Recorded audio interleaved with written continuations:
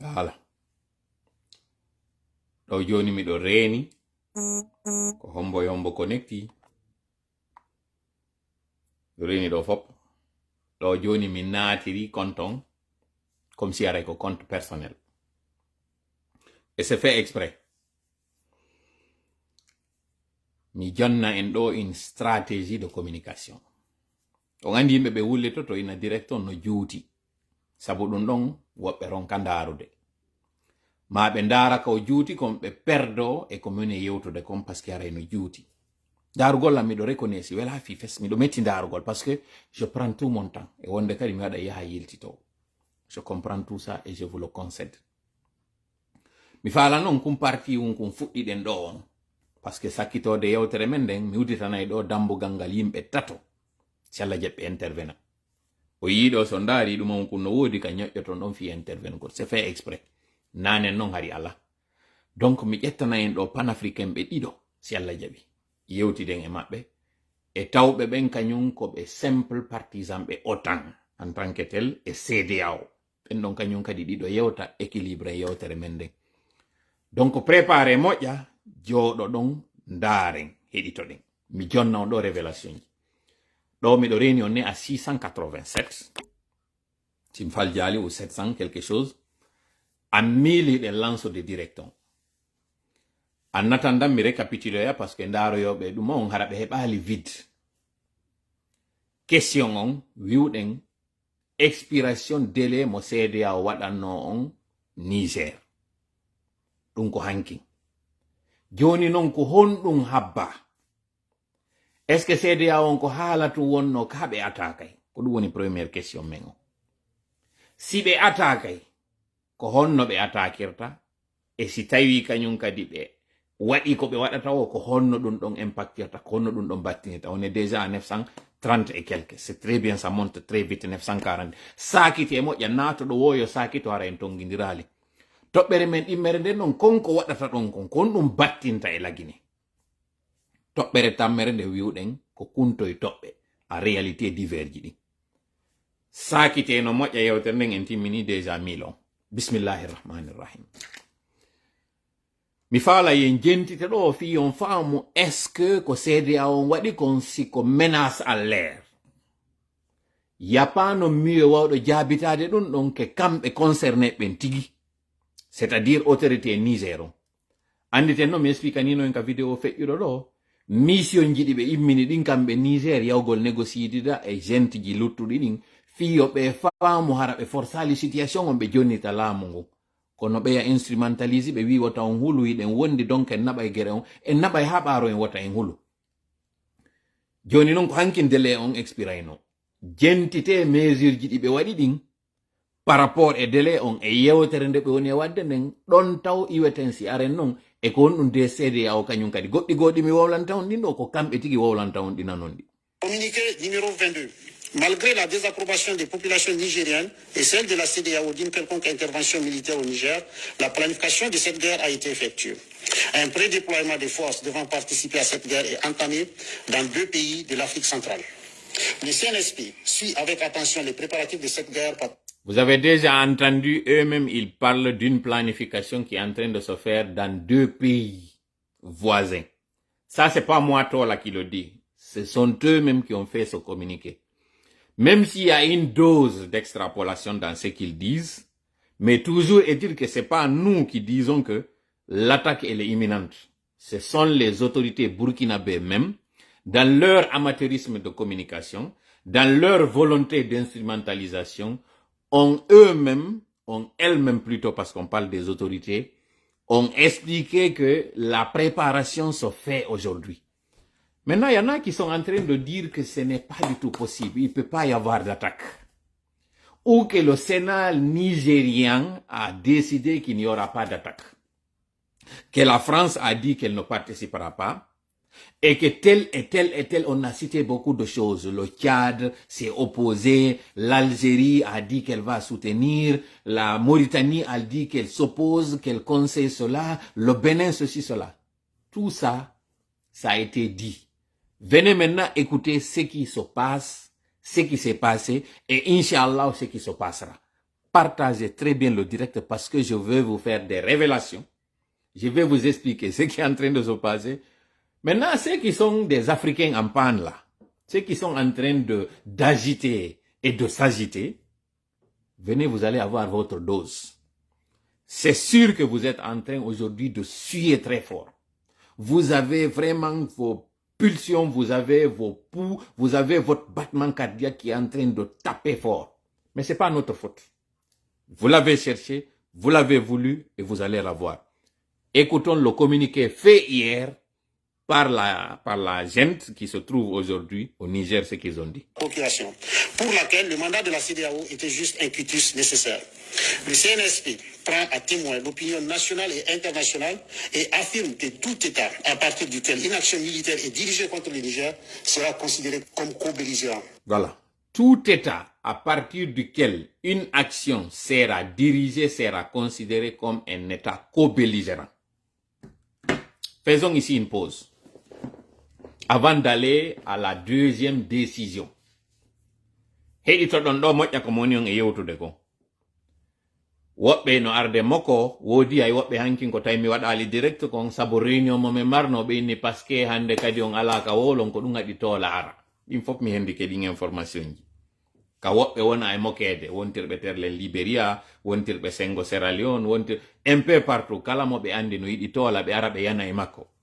Ɓe inna na on wiuno onon seedi a waɗay ɗum ɗo fus waɗali. D'accord, fus waɗali. Seedi harama ko luttundi. Ɗum ɗo namene wowli. Ko kamɓe wonɓe ɓen hande ɗo Niger, wonɓe e protège de population duwaɓe ɓe rassurude ko kamɓe tigi wi'i wondema ɓe andi sera ɗon on peyiji hino préparade fiyargol attaque ɓe. Ko ɗum waɗi si ɓe sakkitori fermugol frontiére ɗiɗi. Mais ce qui est intéressant e yewtere makko nden ko wondema in peyiji CEDEAO hiɗi wallitira puissance étrangère. En fof piɗen andi komɓe woni on puissance étrangère. Ɓe wowli kañum kadi peyiji CEDEAO ji ɗin fof ko 15 sen itti wonɓe ɓen sanctionné toon les 3 hande les 4 hare hande kadi no heddi 11 mais e nder ɗin 11 ji ɗon ɓe suɓi peyiji ɗiɗi. Ka commentaire ji mi faala yon waɗanan ɗon ka hakkille moɗon kon ɗi woni ɗin peyiji ɗiɗi ɗo ɗe ɓe woni e wolde fimu. Mi jonna on ɗo 4 choix ou 5. Tchad, Benin, Sénégal et Côte d'Ivoire. Mi landike on ka commentaire ji. 5e pays on no wawonde Nigeria. Kono mi jonni on e nder ɗiɗo 4. Tchad, Benin, Sénégal et Côte d'Ivoire. E hakkille muɗon ko honɗum woni ɗin peyiji ɗiɗi ɓe faandi ɗon ka yewtere maɓɓe kamɓe. Naade ka wona préparede ɗon tigi a réalité. Kamɓe ka ɓe faandi ɗon ka yewtere maɓɓe. Wondema puissance étrangère en fof ɗen andi ɗum ɗon ko France. Kono ɗin peyiji tawɗi ɓe inni wosi ɗum waɗi ɓe considéré ɗi comme des pays co-belligérants. C'est-à-dire kamɓe kadi ɓe attaque e ɓen ɗon.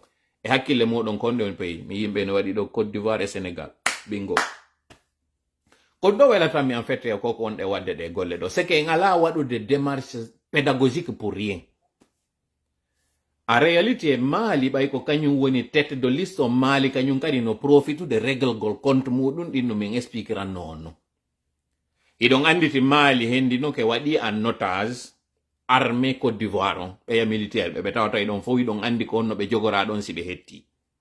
Hiɗon andi kadi min explique ni on ɗe balɗe feƴƴude ɗo ɗi on fof conflit wonɗo entre Sénégal et Mali on ke wondema kamɓe ɗiɗo ko atiɗo wo attaqude oya ɗum ɗon hiɗon andi. Donc rassurez-vous ɓarinda ɓen ɗiɗo ko ɓeɗo ko ɗum ɗo non kadi andirton gere on o wopata parce que si tawi kamɓe ɓe attaquali CEDEAO on si attaquali ɓeɗo kamɓe ɓe attaque o yayɗi peyiji ɗo ɓe ara kañum kadi ɓe annexari ça déjà ko ɗon andirton en naati e phase guerre froide donc hino waɗude entre Russie e ɓeya kono guerre on tigi ko Afrique o woni yaade o waɗoya ko homɓe no woni ɓaawo muɗum ko kañum Wagner e kañum Russie. Toroɗen Allah moƴƴa de parce que ko woni e fokkitude ɗo ko hina pi wonkun sama kala de ɗum ɗon mi suuɗata on ko fokkiti ɗo kon ko yo Allah hisin en ko ɗum ɗon yo Allah ñippu ɓerɗe ɗen kono ko fokkiti ɗo mi falaka wonde kulla hallafin mahin ko ɗum hatta mi huɗo ɗo kono fellite ɗum ɗo holli escalade on andi gerende no waɗa ko oɗo innata ko oɗo a ɗaɓɓitinmi ko oɗa adi oɗa kañum kadi wiya ko an adi gere on non tuma mo kala wi'i ko an adi ando gere ɗon hande kadi wopondirtake o wopata parce que jentite communiqué makko moƴƴa no woni yewtirde moɗo o wondema ɓen ɗon ko honno ɓe fondi ɓe attaquera jentite moƴƴa projet maɓɓe on. Violation de l'espace aérien national fera l'objet d'une riposte énergique et instantanée. Voilà. On nani ko ɓe wi kon wondema ko ɓe wiyata kon wondema ko attaque aérienne wona e waɗede. Donc on faami troupe on no ardirta ton ka hakkille maɓɓe e ka entendement maɓɓe na ka leydi wona ardirede. Kaka weeyo wona ardirede. Ɗum ɗon ɓe faljali fes. Kaka weeyo wona ardirede. Ɗum ɗon ɓe faljali. Plan waɗa ɗon. Yewtaɗo fi muɗum on.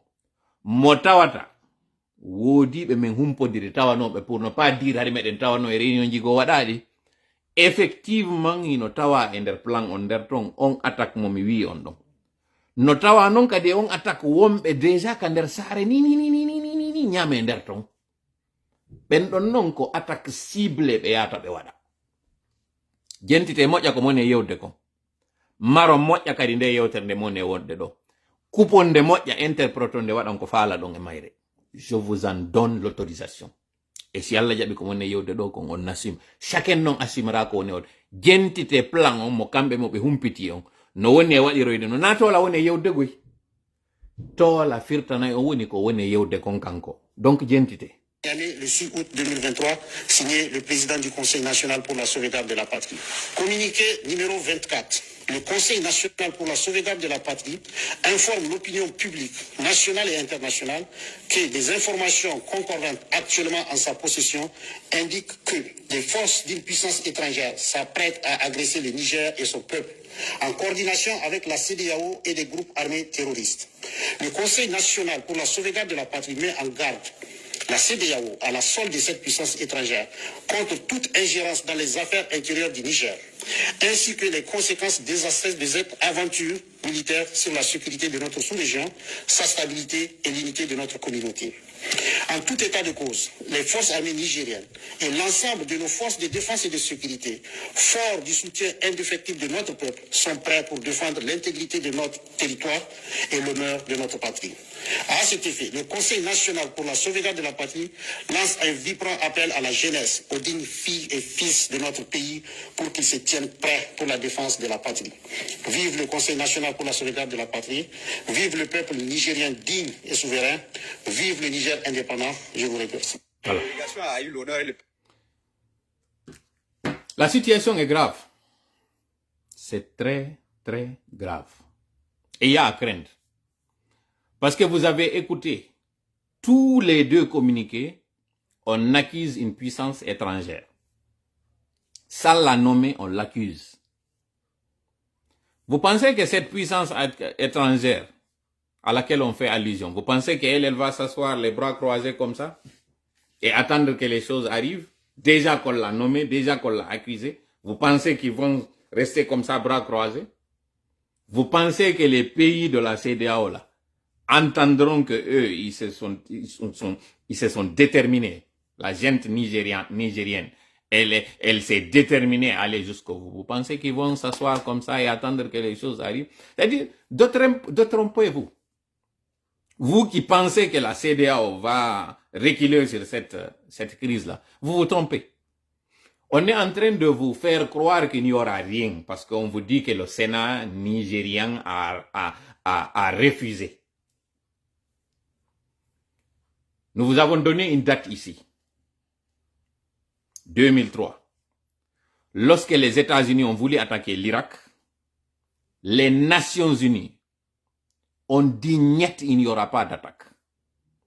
Mais à l'époque, l'Angleterre, les États-Unis, l'Espagne, l'Italie et d'autres pays ont forcé la situation. Ils sont allés, ils ont bombardé l'Irak. Ça a coûté ce que ça a coûté. Lorsqu'il s'est agi d'aller attaquer la Libye, il y a eu l'accord des Nations Unies Mais il y avait des voix, parmi lesquelles il y avait la Russie, l'actuelle Russie, qui avait dit qu'il n'y aura pas d'attaque.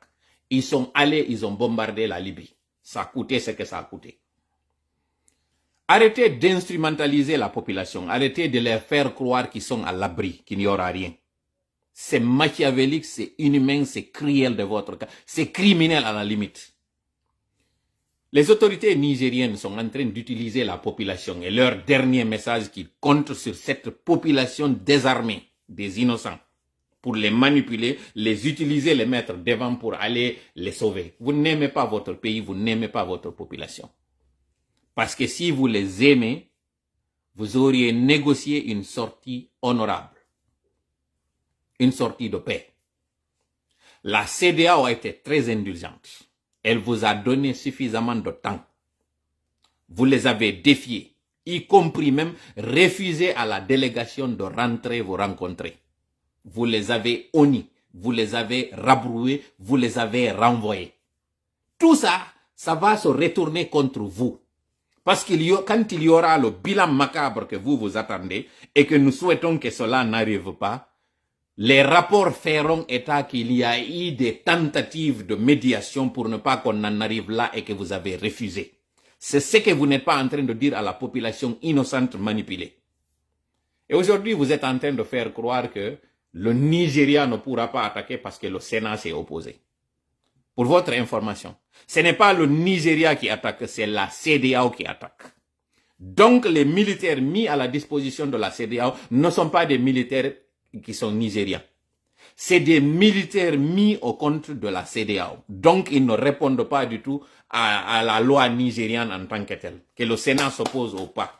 Du moment que le Sénat a autorisé le déploiement d'une armée au compte de la CEDEAO, à sa disposition selon l'entente et le protocole additionnel de la CEDEAO, une armée à hauteur de 60%, parce que c'est ça le nombre total de la participation du Nigeria, est déjà mise à la disposition de la CEDEAO. Donc, il ne s'agit pas d'une nouvelle remobilisation. C'est ça aussi le mensonge que vous êtes en train de mettre dans la tête des gens. Oh, le Sénat s'est opposé. Le Sénat, c'est juste une formalité. Ils acceptent, d'accord. S'ils n'acceptent pas, ça n'empêche que l'armée est déjà, le contingent est déjà mis à la disposition de la CEDEAO. Pour vous en convaincre, la force armée aujourd'hui qui est en train de sécuriser la Guinée-Bissau, Ambalo, la présidence de Guinée-Bissau, est-ce que c'est une armée nigériane qui est là-bas ou bien c'est la CEDEAO qui est là-bas? C'est la CEDEAO, mais d'origine nigériane. Est-ce que le Sénat a été demandé pour le déploiement de cette armée là-bas? Est-ce que le Sénat a voté ça? Le Sénat nigérien n'a pas voté ça. Ils ne les ont pas, on ne leur a pas demandé cela. Donc arrêtez de faire croire qu'il n'y aura rien parce que vous êtes en train de mettre votre population en danger et à risque. Et ce qui est dommage, il y en a qui sont en train toujours de penser et de dire qu'il n'y aura rien. Vous allez voir. Sauf que vous allez être les uniques responsables de cette boucherie et de la banalisation de la vie de vos citoyens. J'ai vu des images où des citoyens nigériens sont dans les rues, qu'ils forment des comités de veille. J'ai vu des images où on dit que le Burkina a envoyé un contingent aujourd'hui qui est au Niger. Le Burkina qui n'a pas pu faire face aux terroristes qui sont au Burkina. Ce sont eux qui pourront venir aider le Niger. C'est-à-dire, la bêtise. Je me demande qu'est-ce que vous avez dans le crâne, vous qui vous dites aujourd'hui panafricain. C'est-à-dire, l'histoire ne vous sert à rien, vous. L'Irak, l'Afghanistan, la Libye voisine ici, c'est pas pour rien qu'il a dit qu'on ne veut pas que le Niger soit une nouvelle Libye. Il sait très bien de quoi il est en train de parler. Après, ça va être un chaos que vous aurez créé. Et c'est vous qui allez en pâtir, c'est vous qui allez subir les dernières conséquences. Encore une fois, pendant qu'il est encore temps, nous nous adressons à la population nigérienne pour leur dire deux choses. Ceux qui sont déjà à Niamey, qui sont manipulés, il n'y a pas grand-chose qu'on puisse faire pour eux. Mais vous qui êtes dans les autres villes du Niger, vous qui êtes aujourd'hui opprimés pour ne pas que vous sortiez, vous manifester et donner en fait votre part de la vérité, votre version de la chose, exprimez-vous. Parce que après, finalement, c'est vous qui allez en pâtir. Dans le Saint-Coran, Dieu a dit, Wattaqu fitnatan la tusibanna alladhina kafaru minkum kafa. Faites attention à cette calamité que lorsqu'elle sera là, elle n'atteindra pas que ceux qui sont fautifs parmi vous exclusivement. Elle atteindra aussi certains qui n'étaient pas du tout impliqués. Mais puisqu'ils ont péché par leur silence, ils seront aussi châtiés et ils subiront la même chose. Par silence et par complicité, donc par complaisance. Et vous êtes des musulmans, vous connaissez très bien que lorsqu'une calamité arrive, elle atteint tout le monde. Aujourd'hui, ceux qui sont en Libye, qui sont en train de subir l'instabilité, l'insécurité, le désordre et le chaos, n'étaient pas que des partisans de feu Muammar Kadhafi. C'était même ses opposants. Pire d'ailleurs, ce sont eux-mêmes qui ont empathie le plus. Ne laissez pas cette gente manipuler une poignée de citoyens pour leur faire croire que tous les Nigériens aujourd'hui sont prêts à en découdre et qu'ils sont prêts à sauver la situation, alors que vous n'avez pas d'armes dans vos mains. Vous allez être des chairs à canon pour rien, et ces gens-là, lorsqu'ils sont mis aux arrêts, certains d'entre vous seront dans des cimetières. On ne le souhaite pas. Notre rôle, notre devoir et notre objectif en faisant ce direct, ce n'est pas d'inciter à la haine ou bien d'encourager la CEDEAO d'aller vraiment vous attaquer ou vous envahir. Ce n'est pas ça. Au contraire, on prévient.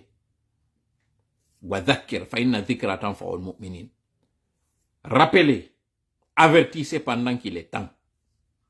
Et cela servira aux croyants. Et puisque vous êtes des croyants et que cette vidéo vous atteindra là-bas au Niger, Agadez, partout où que vous êtes, vous allez comprendre que si vous vous taisez face à cette armée qui est en train de jouer ses propres notes, qui a son propre agenda, vous allez aussi en pâtir, vous allez subir les conséquences. Eux, ils savent très bien qu'ils comptent sur Wagner, la Russie et donc le Mali.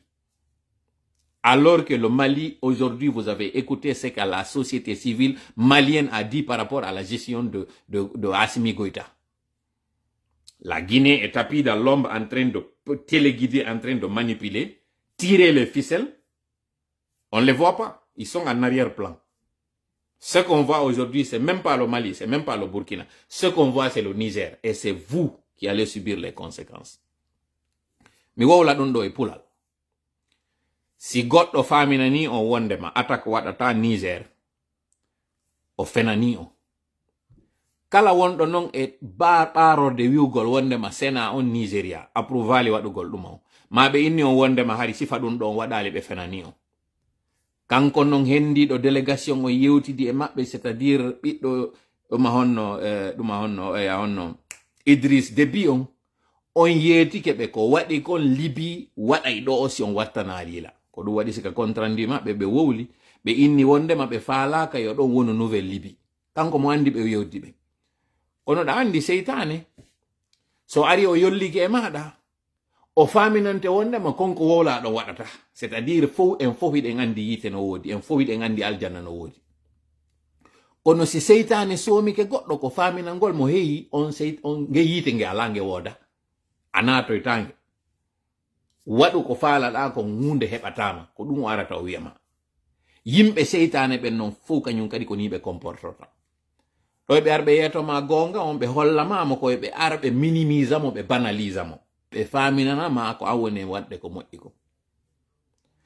Wa ida qila lahum la tufsidu fil ardi, kono ɓe wiyata ko ɓe wiyata innama nahnu muslihuna, ala innahum humul mufsiduna walakin la ya'lamuna. Wosi innanama maɓɓe acce bonnugol ka leydi ko ɓe innata o menen min moƴƴinay woni. Kamɓe ɓe waɗay ka hakkil maɓɓe ko oya woni e bonnude, kamɓe ɓe waɗay woni moƴƴere nden. C'est-à-dire alqur'an no timmi tisfi ka waajo en ɗo. Kono malheureusement daɗi wo on mo Allah dandi. Yewtere anden ɗo miɗo tori Allah ende hewtu ɗin noppi nanoji fama hutora. Protocole additionnel CEDEAO ino hecci sena Nigérian o. Hande ɗo si ɓe manipuli on ɓe inni Nigeria sena on salike ɓe yaha, c'est du pipeau, parce que gogo protocole additionnel CEDEAO on ino waɗi CEDEAO on hoore pays ɗin. ɗum ɗon taw ko go'o ɗimmel mum hina troupe keso wona mobilisede ko troupe wonno ɗon en existence wona jonnede disposition donc hina yimɓe hesoɓe wona recrutede inneɓe yalte Nigéria yahon waɗon guere on ko ɓemɓe Nigéria ka signi ɗon wondema ɓe wallitoto CDA on économiquement c'est-à-dire financièrement en termes d'équipement et en termes de soldats on signature mo ɓe waɗi pourcentage makko no ton mo tawata ko on sena tigi yawno signi ɗum ɗon wondema mi waɗi ɓe ɗo disposition moɗon ɗum ɗon non ala sansude donc ɓen ɗon soldat ɓe yiɓe déjà e disposition kañum CDA on faamon ɗum ɗon moƴƴa watti ɗon non fi on faamo moƴƴa hande ɗo ko CDA on woni e sécurise Guinée Bissau est ce que on sena landama ɗon yoɓe yahu est ce que ɓe landike ɓe ɗum yoɓe yahu ton si ɓe inni on hande ɗo kañum kadi France ala tawtude France si tawtay ɗum wowlata si Allemagne tawtay ɗum wowlata ɓe wowlata hande guere on hewtino koko hakkille wona piirirede mi wowlana on ɗum ɗo par ce que woɓɓe no arde suuɗa on gonga wowlangol on mo ka haala kanka o ɗo wowli o porte parole jo maɓɓe ɗo ko ka ɗo haala non ɓurti ukkude ɓe kañum kadi e ngayka on nani non ka yewtere makko ko inni ɓe andi wondema ɗin puissance étrangère ji gollitira e kañum e terroriste fi argol attaque ɓe komɓe woni ɓen terroriste ɓe hande ɗo Niger no ƴettude en gros risque parce que pendant que espace aérien maɓɓe on fermama électricité maɓɓe coupama sécurité maɓɓe fo hande do joni ɓe woni a nuit ɗon sikka ɓe terroriste ɓe jooɗoto ɗon tum fanka inna ok joni menen men arata c'est à dire ɓe terroriste ɓe ɗo tun yoni ko ara attaque leydi ni nanga ɓe ɗo hande kadi non créé kawo ko ɗo mi jiɓi non si est ce que ɓe o wiyeteɗo ɗo Tiani e o wiyeteɗo ɗo Modi si goɗɗum ino ko hakkille maɓɓe sina ɗum même le plus tokar le plus toto hino andi si ɗam mari guere ɓe inna e marɗo dogu reedu nayo emo fuytere ɗum ɗon ko pullo wowli ɗum ɗon joni non kamɓe ɓe mari déjà probléme kamɓe ɓe terroriste ɓe ɗo ɓe memmina kadi conflit mo tawata on kamɓe ɓe créyi ɗo joni non ɗo si ɓe attaquama ɗo a wawa andude ɗo kombo attaque ɓe ɓen terroriste ɓe wi ɗon ɓen tawɓe ko puissance étrangère ɗon ɓe kawtal ɓe maɓɓe ɓe menacé ɗo finalement haray hande kadi andoto ko hombo andi ɗum no waywa tawata goɗɗo haray no faala arde nangama e suudu hakkunde police e bandi nanga non hande kadi menasugol police ɓen innaɓe goɗɗum si goɗɗum waɗima ɗo do haray no anda joni ko kamɓe police ɓen woni ko waɗuma goɗɗum bandi ɓe non nana wondema hande kadi police ɓe duwaɓe arde sécurise maɓe kala ko waɗuma ko ɓen ɗon toñete ko ɗum ɓe bandiɓe ɗon hande kadi waɗata ɓe aray ɓe régla compte maɗa on ɓen ɓe toñunoɗa non ko ɓen duwano arde non sécurise ma c'est à dire ay moment donné hakkille yo gollitire quoi si hakkille gollitiraka ko sifa ɗi résultat ji waɗata joni non koko mi woli ɗo fof ko bla bla bla bla bla tola o ɗo goto bla bla bla bla ko ɗum ari o waɗi ɗo jentito ɗen ɗo yomi yetade on ɗo réunion convoquaɗo on le 10 hande ɗo nous sommes le 7 donc dans 3 jours o réunion ɗon fi dernier réglage ji ɗin ɗo yomi yeeto on ɗum ɗon kon ɗum yewta jentito ɗen ɗo ko ɓe wowli kon taw hankin e heccankin jentite ɗo ko waɗa ko. La guerre au Sahel aura-t-elle lieu? C'est une question qu'on se pose depuis minuit, depuis la fin de l'ultimatum que la CEDEAO avait adressé aux putschistes nigériens. D'abord, on fait le détail de la situation, les indispensables de Justine Fressinet. Bonsoir Justine. Bonsoir Emmanuel, bonsoir à tous. Alors, l'ultimatum, je l'ai dit, a pris fin hier soir, enfin dans la nuit.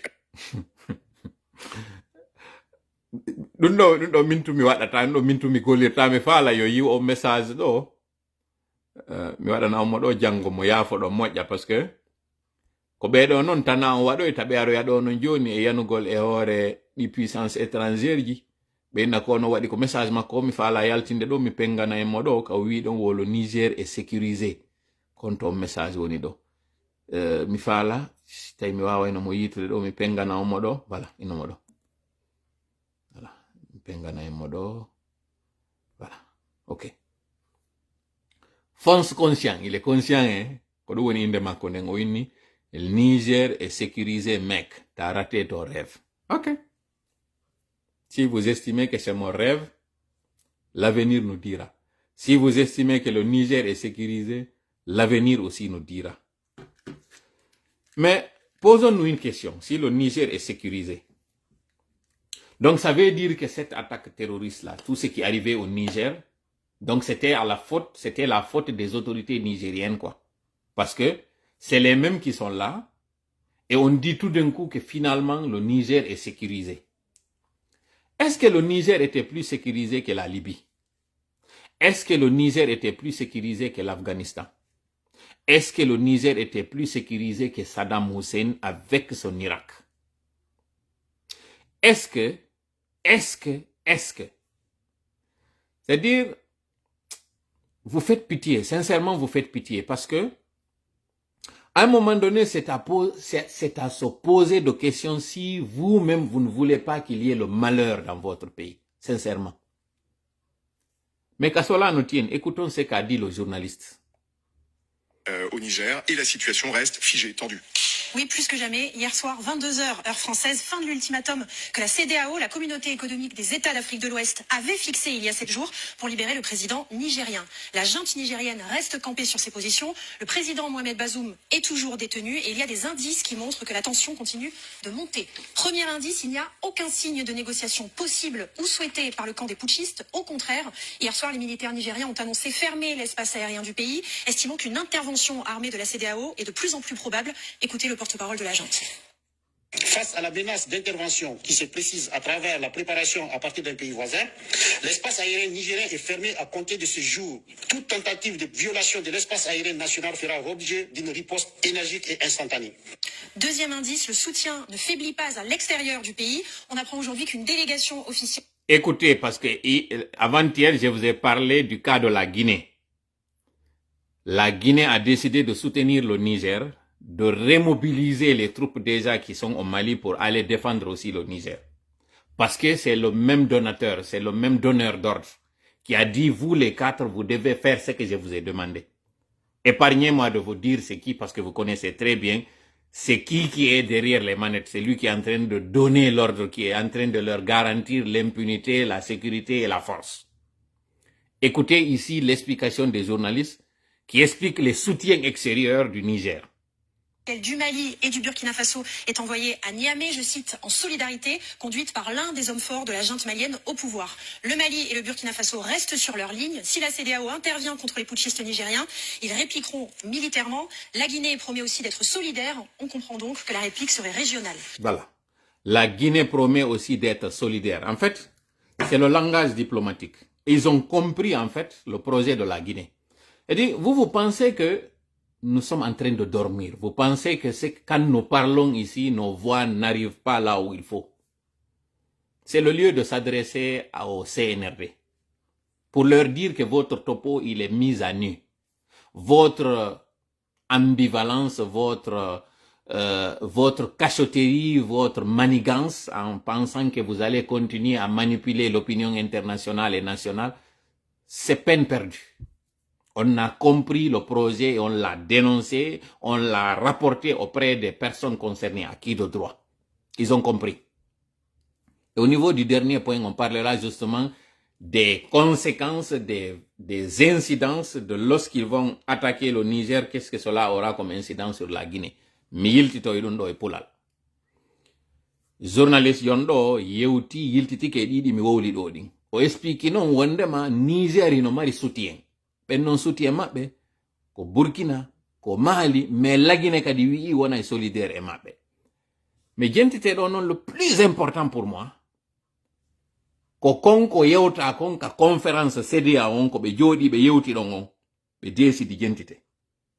Troisième indice que la situation est figée, l'orientation prise par la population. Les jours passant, les habitants semblent de plus en plus nombreux à soutenir la junte. Démonstration de force des pro-putschistes hier. Un immense rassemblement a eu lieu dans le stade Séni-Kouché de Niamey, le plus grand stade du Niger. Les militaires de la junte ont paradé devant 30 000 sympathisants. La foule les a acclamés et a hué la France et la CEDEAO. Les drapeaux nigériens et russes étaient partout, mais aussi ceux des soutiens maliens et burkinabés. Bref, il n'y a pas de désaveu de la population. Et puis ce qui est nouveau, c'est que que les habitants semblent se préparer pour un conflit. Plusieurs organisations civiles ont rejoint le camp des putschistes. Et puis regardez ces images. Chaque soir, désormais, des habitants organisent des veillées nocturnes. Sur les scooters et sur les voitures, ils affichent les portraits du général Chiani, le chef des putschistes. Ils portent également des t-shirts aux couleurs du CNSP, le Conseil national pour la sauvegarde de la patrie, le groupe des putschistes. En clair, ils rassemblent les soutiens populaires en cas d'intervention armée de la CEDEAO. Voilà. Quel cynisme, quelle cruauté, quel amateurisme. Les militaires qui sont supposés protéger la population instrumentalisent la population pour que la population vienne les protéger. C'est-à-dire, c'est à dormir debout. C'est hallucinant, tout simplement hallucinant. On manipule ces jeunes comme l'a fait Ibrahima Traoré avec les VDP pour les haranguer, pour leur dire allez nous défendre, les VDP. Ils sont en train aujourd'hui de mourir sur le terrain. Et on fait la même chose, on fait le remake aussi au Niger. Dans une obscurité totale, avec la montée des prix des denrées alimentaires et tout, on donne du prix du thé et le thé à ces jeunes-là pour leur dire devenez maintenant les comités de veille la nuit pour nous sécuriser, nous. Nous, on rentre dans les palais, on se sécurise, on prépare des hélicoptères pour fuir quand la situation va être tendue. Mais vous, sans armes, vous allez être là comme bouclier pour que s'il y a une attaque, pour qu'on puisse vous sauver. Et ils ont commis l'erreur monumentale en disant que parmi les personnes qui en veulent à leur autorité, les terroristes. Ça veut dire que s'il y a une attaque nocturne où on ne saura pas qui a fait l'attaque, on peut dire que ce sont les terroristes qui ont pris le dessous. C'est-à-dire, essayez d'être un peu alerte, soyez un peu intelligent. Cette gente vous a mis dans un gros problème, dans sa façon d'agir et sa façon de parler, dans sa communication. Ils ont commis pire que ce qu'avait fait Bazoum. Parce qu'aujourd'hui, non seulement ils sont en train d'accuser une puissance étrangère, ça l'a nommé, mais aussi, et vous pensez que cette puissance étrangère, elle va rester comme ça, les bras croisés, ou bien qu'il n'y a pas la solidarité entre les pays là-bas? Et ils sont en train d'accuser aussi des voisins. Dire que s'il y a une attaque à partir d'un pays voisin, ce pays-là sera considéré comme un pays belligérant. C'est-à-dire que dans ce cas, ça sera une guerre entre le Niger et ce pays-là. Vous imaginez le nombre de fronts que ces personnes-là ont déclenché d'un seul coup? C'est-à-dire qu'ils vous ont attiré à la fois et d'un trait tous les problèmes du monde, ils vous ont attiré toutes les inhibités du monde. C'est-à-dire, j'ai vraiment peur aujourd'hui pour le Niger, particulièrement pour sa population. Parce que je ne sais pas qui conseille ces militaires dans leur communication, mais c'est juste à dormir debout. Nous nous adressons à la population. Faites attention. Le Mali n'a pas pu régler des problèmes. Ce ne sont pas vos problèmes que le Mali pourra régler. Le Burkina a fait face à ses propres problèmes. Ce n'est pas vos problèmes qu'ils pourront régler. Et là, vous allez avoir aux trousses les terroristes des autres pays, les co-belligérants dont on parle, les puissances étrangères, bref, les opposants aussi qui sont sur place. Et c'est le lieu d'interpeller l'armée régulière, l'armée malienne.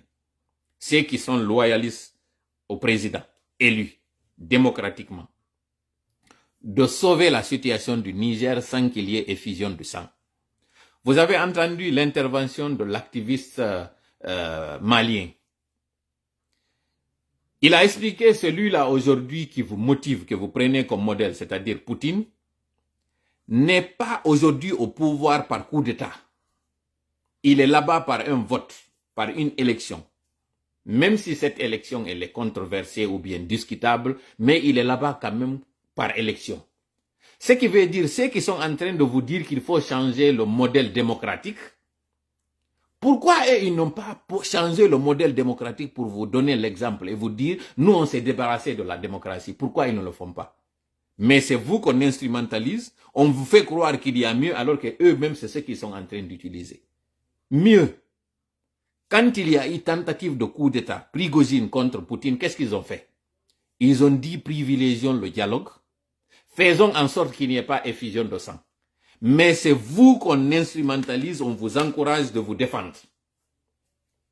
Pourquoi vous n'êtes pas inspiré par ce qu'ont fait les deux troupes, l'armée régulière et Wagner? Pourquoi cela ne vous inspire pas si toutefois ce sont vos collaborateurs? Et vous pensez que Wagner va laisser le front ukrainien pour venir vous sauver là-bas? C'est-à-dire, il y a deux pièges dans le piège. L'OTAN a créé une tension en Afrique. La Russie va déployer là-bas ses unités. Ils vont avoir la route libre au niveau de l'Ukraine. Ils vont alors encore bombarder la Russie. Ils vont prendre d'assaut la Russie. Et si la Russie réalise que c'est pas stratégique, alors revenons là-bas, ça se trouvera encore qu'il y a une préparation en Afrique, donc ils vont encore attaquer l'Afrique. C'est-à-dire, la Russie ne peut pas gérer les trois fronts à la fois. Le front ukrainien et le front africain. Et l'exemple le plus frappant de ce que je suis en train de vous dire, allez voir le Soudan aujourd'hui. Le Soudan, c'est un pays de crise où on ne sait pas ce qui la tête. Entre le général comment s'appelle le général comment s'appelle les deux généraux là, donnez leur nom là s'il vous plaît dans les commentaires, les deux généraux comment il s'appelle là, le Ibrahim comment Tété ou quelque chose comme ça là, les deux, c'est parce que justement c'est la même situation qu'ils ont créée là-bas. Désormais la Russie n'avancera pas, mais l'OTAN aussi n'aura pas le contrôle sur le Soudan. Donc voilà, Hemeti, Burhan Hemeti, le général Burhan Hemeti. Vous pensez que les deux là n'étaient pas dans la même armée? Mais c'est fait exprès. Parce que quand il y a la crise là-bas, personne n'aura le dessus sur l'autre. Faites beaucoup attention. Si vous ne faites pas attention, vous allez être les plus gros perdants. Armée nigérienne et population nigérienne, réveillez-vous. Réveillez-vous. Mais, on va écouter. Écoutez la finalité de ce que la CEDEAO a décidé. Et du côté précisément des pays de la CEDEAO, enfin, hors Mali, Burkina Faso et Guinée. Alors certes, on n'a pas vu d'exécution de la menace dès la fin de l'ultimatum, mais eux aussi effectivement se préparent à intervenir. Pour preuve, un nouveau sommet doit se tenir jeudi. La CEDEAO reste campée sur ses positions. Écoutez le commissaire de l'organisation. Écoutez le commissaire de l'organisation de ce qu'il va dire. Il dira ça en anglais, mais firanao. Mi yiltito do yo wolde taw e pulal ko mi wowli do ko. Kala manipule do. Inni bay Wagner hino bawo Mali, Risi no bawo Mali don kanyum kadi be dayni o. Parce que fewno do Risi no mari problème mudum o. Si tawi non ko oya activiste yo Mali wi kon se watani la e mudum o inni be wonbe hande do e wigol o wonde ma modèle démocratique on ko changete do. Putin hande do ko démocratie do joddini mo ka jullere makko haysi ko démocratie tawdo ko démocratie à la russe. Fi hon dum kambe russe be changeali modèle démocratique on be holli on exemple on be holla on menen hari ko o démocratie do wonno ko do men rabi ke démocratie on fi hon dum hari be holla on dum do. Kono ko be arbe manipula on onon africain be wonbe ben ampan be famine na on ya mieux alors que non ko konko be woni vidéo on accitu ko dum kambe be jogi. Premier point mo hanu don wattande ila e mudum go. Dimmel mudum sibe inni on do kambe wonde maybe sutende on yo yawwa don joni kudeta e gere. Fi honnum bay Wagner fokkiti yawgol ataka kanko oya Putin. Fi honnum be inni wonde ma yo accu don ko ta wadu kudeta yobe evitu wadu gongol ije hibaka leydi mabbe. Fi honnum kambe be wadi dum don on hebata hakkil don andon si pirama kaka leydi modon wona e pirede. C'est-à-dire onon ko hondo hatta jangon e goddo mo inni okkete tuba ndaru mba wattipa pire joni a supposé awa kambe joni be ni be aray be wallito hara joni e yeggitiida ko tawata kon Putin ko ni be hollude kon e ko ni kon ka teren ko différent hidon sikka kanko Putin o accita e leydi makko ndin hino siwde o ya o nyappano ya goddo goton o accita e front wondon Ukraine hande do o ya e Afrique e darto ya golton. A supposé o wada dum don joni awa winna joni mo ƴettude risque parce que o fodibe do wallaybe no o ittiri troupe ji makko di Russie di yeydi hewto e Afrique directement ngara Ukraine otan on no hebude hande kan no heba non no attaquer mo en fait ko tete be wadi mo do ko beynata kon tew dum honno ko no beynata dum ko honno ko tete de andi tete atamboto do tun yuppitoroda atamboto do tun yuppitoroda no immi o addiri troupe ji makko di Afrique hibe wadude aso on hande kadi Russie. No tawiri Russie fuddi ko yoppitade o rappela tun troupe jidi be mo be atta kanyum kadi Afrique. C'est dire be occidentaux be mari hakkil be andi kon no gere wadirte. Fino yon fam moƴƴa ko me wolande do ko yahi Sudan. ndaron ko honno ɓe waɗiri ɗon fi stoppugol hande kadi Russie gañagol ngol Sudan ɓe famotir e général jo ɗimmo ɓe famotir e makko hande ɗo kamɓe ɗiɗo ɓe perde ɗon entre Burhan e Meti kañum e oya ɗimmojo makko c'est la même chose ɓe waɗoyta ɗo kañum kadi yahe Centrafrique yon ko honno ɓe woni guerdirde Centrafrique hande ɗo wonɗo on Centrafrique himo faala iwde ka laamu kono ronko o wawata parce que ko kamɓe tigi woni moye obligé de yo change constitution on o change déjà o waɗi 7 ans o waɗi 7 ans jiɗin kañum kadi sans limitation c'est à dire acce moƴƴa faamon ko ukka ɗon ɗon harana ha goɗɗo yo ar jooɗo mi jooɗoto ɗo 1 heure tan 2 heures tan miɗo yewta on fi piwu gotum onon on ala hakkil e gite fi yiwgol ɗum ɗo ko ma explique rana ɗum ɗo wasi ko payi kun duuɓi nayi jentite noon journaliste ɓe ɓen ko wowli hande ɗo kon par rapport e konko tawata kon ka o réunion CEDEAO ɗon ko honɗum commissaire jon ka CEDEAO wi jentite moƴƴa yewtere nden ɗo. It's not going to tell the coup plotters when and where we are going to strike. That is an operational decision that will be taken by the heads of state, and we want this message clearly transmitted to the leaders of the junta in Niger, that we are giving them every opportunity to reverse what they have done.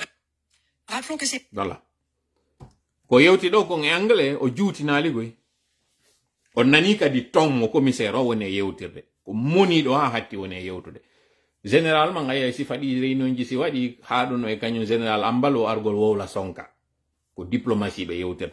Kono tellement hiɓe siwrani Niger, tellement hiɓe siwrani ɗi zenti ji.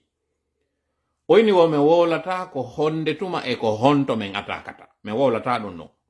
Wo naɓaneɓe non message clair kamɓe wonɓe ɓen fof ka gentiji ɗin yetoɗon ɓe wondema min tolerata cette fois-ci min accata ko kone waɗede ɗo mi rekilata e hoore muɗum ɗon sikka seede an wowlay ɗi haalaji ɗo fo wara ko tappugol ɓernde tun tawa fusɓe ala nokku ka ɓe tippi gentite non conclusion journaliste jon par rapport et des commentaires Les pays ont achevé ce week-end de tracer les contours d'une intervention militaire.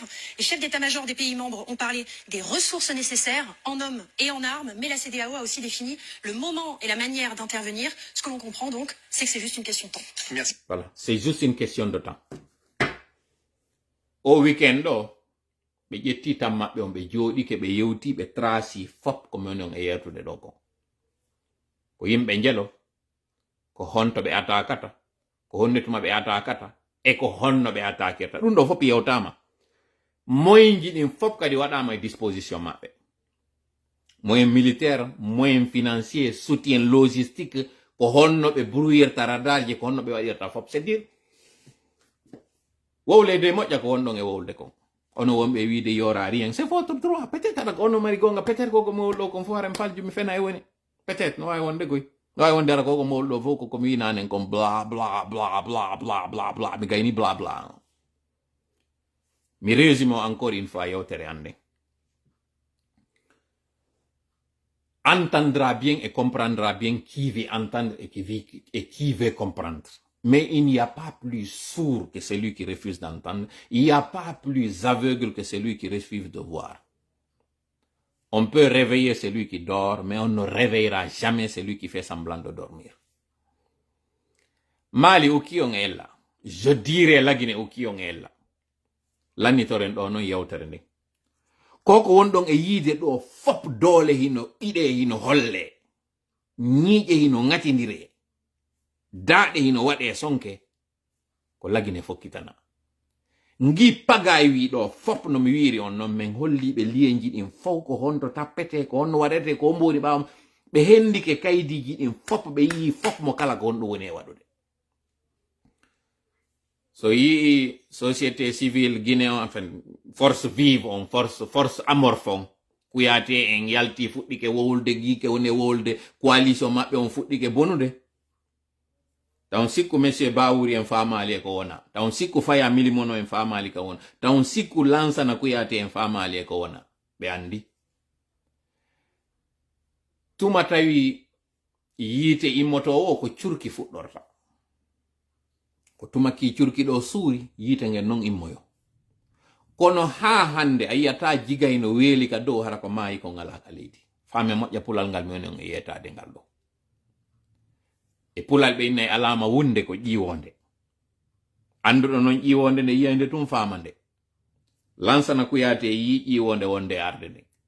Lobby makko on noddi mo yetike mo ko haɗo mi wawnoma wallude. Mi waɗi ko mi wawi ko. Hande kadi iwiɗo naɓi yeso deburi e. Ɓaytun o wawal wadde ko waɗɗon kon fo ha hewtiɗo.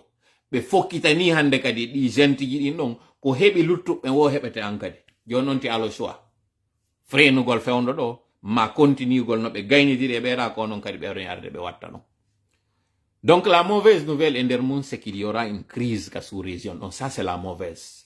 La bonne nouvelle c'est que crise on gaynidete woni e muɗum. Hande kadi siko kamɓe risi ɓe gagnoto ɓe gagno. Kamɓe waɗoɓe coup d'état ji ɗin ɓe gayna. Wallinen hande kadi fi affaire kippiro ngo. Si tawi ko enen kadi coalition on ɗo CEDEAO on gagnoto gagnoɗen gayniden hande kadi e ɓeeɗo. Kono wata wonde hande kadi situation ka tawata ko stati ko ɗo. Hande kadi CEDEAO on ko crédibilité maɓɓe on taw c'est-à-dire haysi ɓe fondano hankin ɓe waɗa e o gere ɓe puusiɓe ha hande kadi ko ma gere on o wopata parce que joɗogol toña puissance étrangère sans preuve inna ko ɓeɗo ɓe nomali kadi ɓe wi toon puissance étrangère ça veut dire États-Unis no wawi yide hoore mum nder ɗon, Allemagne no wawi yide hoore mum nder ɗon, Angleterre no wawi yide hoore mum nder ɗon, France wowlana ɓen kañum reni hoore mum nder ɗon. Portoɓe non ka ɓe sendiri e meɗen kamɓe ko ɓe solidaire. Si goto memama luttuɓen fof kañum kadi ko ɗon reglata par ce que ɓe andi koko memmini ɗo si ɓe ñawdali koye hoore maɓɓe kadi arta helta en. Deuxièmement kañum kadi ande CEDEAO on ɓe yii c'est une question hande kadi de souveraineté mais de sécurité.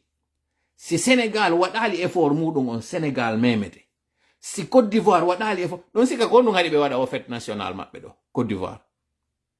Ɗon sika ko fi par ce que o foy o yatungino maayi ɗo oya ari ko nambeje ɗon sika ko ɗon tun haɗi ɓe waɗa. Kanko Ouattara ino andi fewndo ɗo ni so ƴetti o wiɗo ko défilé parade militaire o waɗi. Hawnaki yo taw e nder militaire ɓe makko ɓen no ton fonduɓe ittugol mo. Imo andi ɗum, mo andi na deuil tun waɗi ɗum ɗo. Sino sabu deuil tun hiɓe wawno waɗude festivité on to so kunni. Kono ɓe andi hiɓe préparade ɓe waɗude goɗɗum. Koko no men yolande ɗo ardine tun hakkille mo moƴƴa faamo. Jon non ka wona wi'ede ɗo Tchad ala ka tawtede mum pour votre information ko Tchad ɗon fewndo ɗo ni ɗum a wona préparé te mi yiyata on ɗum ɗon mi jonna on ɗum ɗon en primaire. Tchad kamɓe ɓe sappade Côte d'Ivoire ɓe sappade Sénégal ko Tchad fewndo ɗo ni ko wona e waɗede ko wona e préparé de ni ɗon lande kadi population wonɓe ɓen tigi ton ni Niger hiɓe andi mouvement ji wonɗi e wadde ɗon ɗi armée française on attaque ji aérien ji maɓɓe ɗin avion ji addama ni tippinama ɗo iɗi ɗon ni kono yi blogueur ɓe goo wonɓe tellen Sénégal no utilisude ɗum ɗon kañum kadi wattida ɗum ɗon e probléme Sonko on kamɓe kadi ɓe waɗa ɓe profitora ɗon ɓe régla compte ji maɓɓe ɗin image ji ɗiwɗon ɗon ɓe inni wo ko Sénégal ɗen avion ji ɗen migje o ari tippi ko à l'espace de quelques minutes ko waɗata kon ara ɓe gayni waɗude joni noon woɓɓe innayi on ɗo joni ɓay hiɓe wondi e Bazoum ton wondema Bazoum duwaka memede o wona e bouclier min hendiki information mo tawata min gaynal mo vérifiude taw ke wondema Bazoum fiyo hetto o signi hande kadi démission makko on ke wondema na o président fiyo ɓe accitumo o hetto haala kan wowlama mi nanika meɗen vérifiude mi andasi ko gonga mais toujours est-il que minen komin humpitino ko ha hankin Bazoum wiɓe si o lutti e ɗum ɗo yoɓe warormo nder ton hara yo ha jaka ko yino yoɓe geruɓe libéra peuple nigérien on ɗum ɗon min heɓi on information ɗon yewtiduɗo e makko wi'i o neli e militanɓe makko ɓen e ɓeygure makko nden o inni si ɓe hawrama e muɗum o yarlike kono yoɓe arɓe libéra pays on o wowli ɗum ɗon on o yeetike kañum kadi wonɓe atakude ɓen ce qui est sûr ñande ɓe aranayno belladen ɓe memano hay kawtal ngal ɗon andano belladen no aranede ñande ɓe memayno kañum kadi kañum Saddam Hussein na jama on population on warano en tant que tel memano ka hiɓe andi no ɓe waɗira ɗin attaque ji ara ɓifa ɓen yimɓe ɗon memetake par ce que o memama o si tawi ko palais on adora si tawina palais on adora o memetake il suffit yo luttuɓe meme ɓe anda wondema ko kamɓe suta ko kamɓe tiƴettatamo jonnita famon ɗum ɗon kañum kadi moƴƴa ka yewtere an donc ɓe wonɓe agitude ɗumaji ɗin ɗo ni wi'a kañum in yorari en jode moƴƴa ɗon manipulé ɗon moƴƴa woni e ɗon manipulé mi gayni o wolde ko mo watta kon c'est tous voilà mi toriki Allah e woni ballo meɗen hawrindina en sawaba retenez 3 choses e yewtere nde mi waɗi ɗo nden fof koko fokkiti ɗo n'est pas une question wiwgol ngol ko panafricanisme ça va au delà, ça n'a rien à voir d'ailleurs ko manipulation mo ɓe waɗuno on dans les années 50 60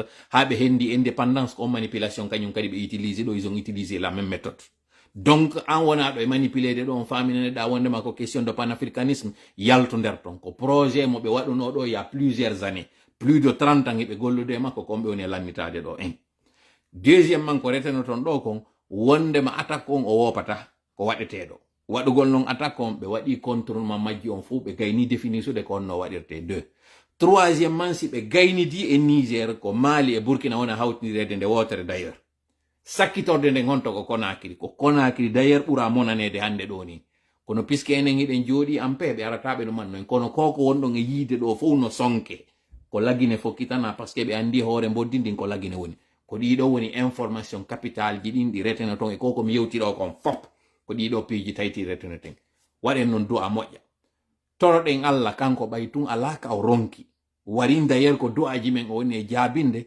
yo waɗu o hisina yimɓe Niger ɓen yo o wallu population civile on o danda ɗum ɗo wonude tanatiɗo ɗo yo o wallu no woniri noon kumfaya kun ko wawɗo ɗum ɗon yo waɗu ɗum ɗo on si waɗa yawa tawa yimɓe ɓen hawretake muɗum dega on hara o ɗuɗata yo wallu en kañum kadi bonki ɓe ɗo kin kaya kiiduna kaydano a kiidu kayda barke kanko mbawdi makko ɗin kanko Allah yo wallu en e hoore ɓe wonɓe waɗude ɗo complot e hoore meɗen ya rabbal alamina yo foolin en e hoore ɓe malien ɓe ɗo e hoore ɓe burkina ɓe ɗo e hoore ɓe nigérien ɓe ɗo tawɓe ɓen eɓɓore maɓɓe ɗen ko bonnugo région on ɗo yo foolin en e hoore CNRD yo waɗuɓe foolaɓe yo waɗuɓe doolaɓe yo o fittan en gonɗi yo ittan en otanama wonɗen e muɗum ya rabbal alamina no wawiri noon kanko Allah jonnoɗo kutu e polgal e doole e julɓe makko ɓen e nelaɓe makko ɓen e annabaɓe makko ɓen yo okku en ngal polgal yo okku en o kisiye